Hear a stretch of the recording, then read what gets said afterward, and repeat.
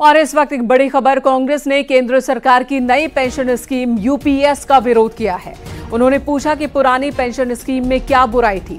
साथ ही ये भी कहा कि जब भी कांग्रेस की सरकार बनेगी तो पुरानी पेंशन स्कीम बहाल कर देंगे। पेंशन स्कीम में क्या बुराई थी? कर्मचारी तो ओल्ड पेंशन स्कीम मांग रहा है। आप न्यू पेंशन स्कीम लाए थे जिसको स्वीकार नहीं किया। अब आप यूनिफाइड, अरे नाम बदलने में तो भाजपा माहिर है। हमारा ये कहना है कि हमें ओल्ड पेंशन स्कीम चाहिए, वो बहाल हो, ये बहाल कर दें, वरना जब हम सत्ता में आएंगे तो हम ओल्ड पेंशन स्कीम बहाल करेंगे। सरकारी कर्मचारियों को मोदी सरकार का तोहफा, 23 लाख सरकारी कर्मचारियों को मिलेगा फायदा। शनिवार को मोदी सरकार ने कैबिनेट बैठक में 3 बड़े फैसलों पर मुहर लगाई, जिसमें यूपीएस यानी यूनिफाइड पेंशन स्कीम को भी मंजूरी दे दी गई। इससे पहले एनपीएस में बदलाव की मांग पर डॉक्टर सोमनाथ कमेटी ने अपनी रिपोर्ट दी थी और सरकार ने कर्मचारियों की मांग को ध्यान में रखते हुए एनपीएस में बदलाव का फैसला किया। देश भर में सरकारी कर्मचारियों की तरफ से हमेशा मांग आती रही कि जो एनपीएस स्कीम है उसमें सुधार किए जाए। यूनिफाइड पेंशन स्कीम का रिकमेंडेशन इस कमेटी ने किया और आज प्रधानमंत्री श्री नरेंद्र मोदी जी की अध्यक्षता में यूनियन कैबिनेट ने यूनिफाइड पेंशन स्कीम को अप्रूव किया है, इसको अनुमोदित किया है और ये स्कीम अभी आने वाले समय में लागू होगी। यूनिफाइड पेंशन स्कीम में 5 बड़े पॉइंट हैं, जिनमें पहला निश्चित पेंशन, दूसरी निश्चित पारिवारिक पेंशन, तीसरा न्यूनतम पेंशन का प्रावधान, चौथा महंगाई का समायोजन और 5वां ग्रेजुइटी शामिल है। 25 साल की नौकरी करने वालों को इस स्कीम का पूरा लाभ मिलेगा और ऐसे कर्मचारियों की नौकरी के अंतिम 12 महीनों में मिलने वाली बेसिक सैलरी का 50% पेंशन दी जाएगी, जबकि 10 साल की नौकरी करने वालों को 10,000 रुपए पेंशन मिलेगी। इसके अलावा किसी भी कर्मचारी का निधन होने पर पेंशन की कुल रकम का 60% हिस्सा परिवार को मिलेगा। इस पेंशन पर सरकारी कर्मचारियों को महंगाई राहत यानी डीआर के आधार पर इन्फ्लेशन इंडेक्सेशन भी मिलेगा। इसके अलावा कर्मचारी के रिटायरमेंट के वक्त उसे एक मुश्त राशि भी मिलेगी। सरकार की तरफ से बताया गया कि केंद्र सरकार के कर्मचारी यह खुद तय कर सकेंगे कि वो एनपीएस में बने रहें या यूपीएस में शामिल हों। यह योजना उन सभी पर भी लागू होगी जो 2004 के बाद एनपीएस के तहत रिटायर हो चुके हैं। हालांकि यूनिफाइड पेंशन स्कीम 1 अप्रैल 2025 से लागू होगी, लेकिन 2004 से लेकर 31 मार्च 2025 तक एनपीएस के तहत रिटायर हो चुके सभी कर्मचारी भी इस योजना का फायदा ले सकेंगे। उन्हें पिछले पेंशन भुगतानों के समायोजन के बाद इस योजना का लाभ मिलेगा।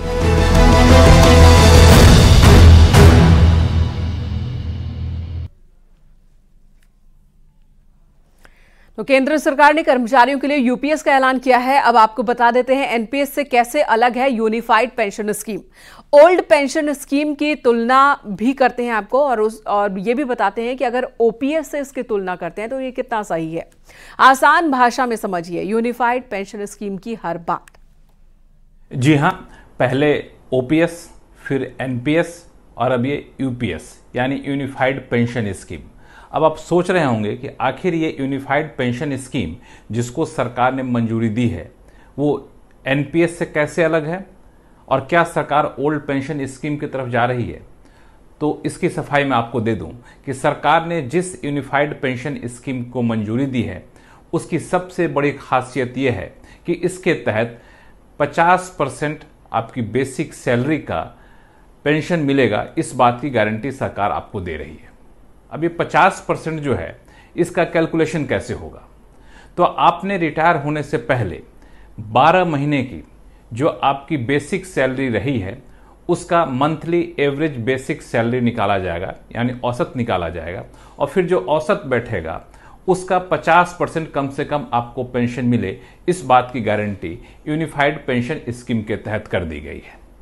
लेकिन इसमें एक शर्त है, कम से कम आपकी नौकरी की अवधि 25 साल होनी चाहिए। अब आप पूछें कि 25 साल से कम है तो क्या होगा?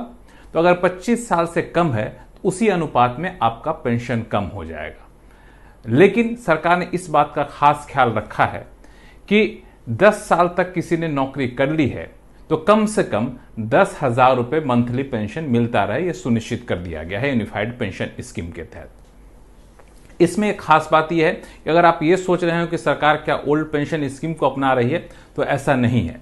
ओल्ड पेंशन स्कीम से इस यूनिफाइड पेंशन स्कीम की तुलना ना करें, क्योंकि ओल्ड पेंशन स्कीम के तहत पूरा कंट्रीब्यूशन सरकार दे रही थी।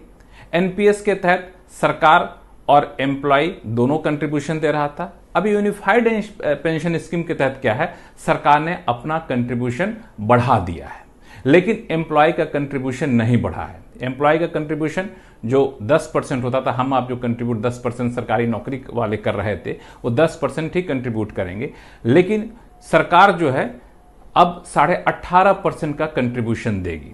तो ये यूनिफाइड पेंशन स्कीम की खासियत है। और दूसरी बात यह है कि यूनिफाइड पेंशन स्कीम में जो 18.5% का कंट्रीब्यूशन सरकार दे रही है, इसकी समीक्षा हर 3 साल पर की जाएगी। और समीक्षा करके ये देखा जाएगा कि क्या ये 18.5% जो है इसको बढ़ाने की जरूरत है क्या, घटाने पर तो सरकार विचार नहीं करेगी।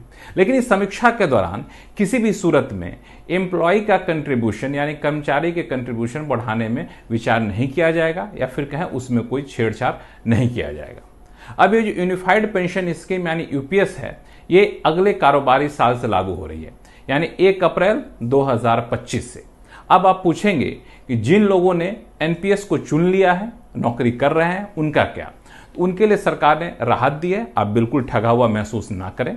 अगर आप नौकरी कर रहे हैं, एनपीएस को चुन लिए हैं, तो आप चाहें तो United pension scheme unified pension scheme यानी यूपीएस को आप यहां पे अपना सकते हैं। अब यूपीएस को अपनाने की कोई समय सीमा नहीं है। सरकार का मानना है कि 90% से ज्यादा लोगों के लिए यूपीएस फायदेमंद है। तो आप भी अपना तुलना कर लीजिए और चाहें तो जब चाहें आप यूपीएस में आ सकते हैं। अब एक सवाल ये उठता है कि जिन लोगों ने 2004 के बाद रिटायरमेंट लिया है एनपीएस के तहत, वो तो बिल्कुल ठगा महसूस कर रहे हो कि हम तो रिटायर भी हो गए, एनपीएस ले लिया था, अब क्या करें? तो वहां भी सरकार ने एक बड़ी राहत दी है और ये कहा है कि 2004 के बाद एनपीएस के तहत जो लोग रिटायर किए हैं, वो अगर चाहते हैं तो यूनिफाइड पेंशन स्कीम के तहत आ सकते हैं। ऐसी सूरत में उनको एरियर का भुगतान किया जाएगा। जो एरियर बनेगा उस पर सरकार ब्याज भी देगी। जो पीपीएफ यानी पब्लिक प्रोविडेंट फंड का जो ब्याज है, वो ब्याज यहां पे दिया जाएगा। तो ये सारी बातें हैं यूनिफाइड पेंशन स्कीम के तहत। इसमें एक और बात है, फैमिली पेंशन। अगर किसी पेंशन धारक की मृत्यु हो जाती है, उस पर डिपेंडेंट रहते हैं, तो परिवार को फैमिली पेंशन दी जाएगी। वो फैमिली पेंशन अंतिम पेंशन जो पेंशन धारक ने लिया होगा उसका 60% के बराबर का दिया जाएगा। एक और है कि जो लोग सुपर एनुएट हो जाते हैं, तो सुपर एनुएट हो जाते हैं या फिर वैसी सूरत में सरकार क्या कर रही है कि आपको जो है सो ग्रेच्युटी पे कोई फर्क नहीं पड़ेगा, लमसम आपको अमाउंट दिया जाएगा। वो लमसम अमाउंट जो है सो वो आपके सैलरी का 1 महीने की सैलरी का 10वां हिस्सा होगा और इसमें भी आपको किसी भी तरह का पेंशन पे एश्योर्ड रिटर्न पे कोई असर नहीं पड़ेगा। अगर आप वीआरएस ले रहे हैं तो यहां बता दूं, वीआरएस ले रहे हैं तो अगर 60 साल की उम्र से पहले वीआरएस ले लिए तो पेंशन आपको 60 साल की उम्र में ही चालू होगा, लेकिन बाकी की सुविधाएं आपको यहां पे मिलती रहेंगी। और एक और बात, इसमें इन्फ्लेशन इंडेक्सेशन भी शामिल किया गया है। महंगाई जिस तरीके से बढ़ेगी, जैसे डीए मिलता है मौजूदा कर्मचारियों के लिए, वैसे वहां पे आपको डियरलेंस रिलीफ यानी डीआर की सुविधा यहां पर की गई है। इस पूरी व्यवस्था के तहत जो है सो सरकार का मानना है कि एरियर के तौर पर करीब 800 करोड़ रुपए जाएगा और पहले साल में करीब 6,250 करोड़ रुपए जाएगा लागू होने के पहले साल में, और हर साल ये रकम बदलती रहेगी। लेकिन बिल्कुल अभी यूनिफाइड पेंशन स्कीम, अगर आपने एनपीएस चुन लिया है तब भी आप ले सकते हैं, एनपीएस के तहत रिटायर किए तब भी आप ले सकते हैं, और 1 अप्रैल 2025 से ये यूनिफाइड पेंशन स्कीम सरकार लागू करने जा रही है। लेकिन इसको कतई भी ओल्ड पेंशन स्कीम से तुलना करने की कोशिश ना करें, क्योंकि दोनों शर्तें अलग अलग हैं। एनपीएस से जरूर आप इसकी तुलना कर सकते हैं। तो एनपीएस के मुकाबले मुझे लगता है कि जाहिर तौर पर यूनिफाइड पेंशन स्कीम कई मायनों में काफी ज्यादा बेहतर है।